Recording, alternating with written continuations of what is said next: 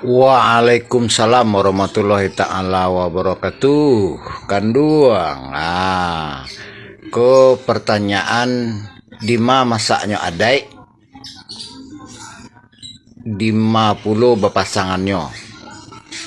Masaknya adat adalah di T, ujungnya T. Kalau K, ambo kurang paham ya. Karena kalau ibarat baris, koma, titik, kalau beda penempatan tuh maknanya beda ya. Jadi kalau adat masaknya di T, di tauhid. Nah, jadi harus memakai pola pikir tauhid untuk memahami adat. Lalu pasangannya ada istilah sepanjang adat. Adat basandi syarak. Syarak ndak kalau di mungkonya doh. Syarak tu A di mungkonya lalu pakai koma. Nah, ya. Jadi dengan artian itu koma itu untuk ain, nyatakan.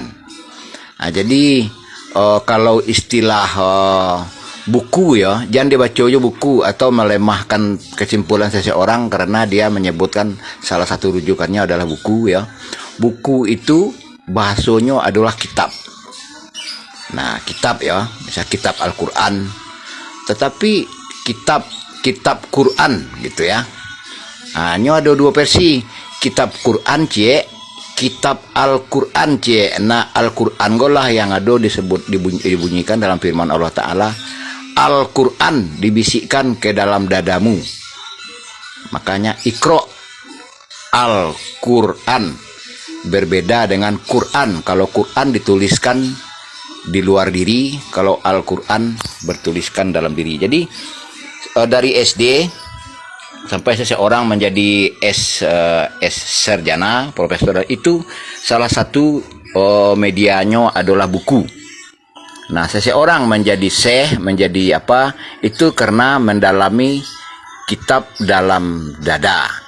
Nah, jadi ya, pasangannya adat jo saraknya masih tauhid, belum ke syarak Al-Quran dan hadis. Nah, moga dapat dipahami. Mod itu ya kan doang. Tidak segala sesuatu tidak ada yang instan. Ko samoyo modeko, ambo bisa merangkum modeko ko dari buku dan berbagai rujukan untuk suatu kesimpulan, untuk suatu pola pikir terstruktur, sistematis, profesional. Oke. Wabillahi taufiq wal hidayah. Wassalamualaikum warahmatullahi taala wabarakatuh. Semoga menjadi ilman nafi'an, rizqan thayyiban, amalan mutakabalan.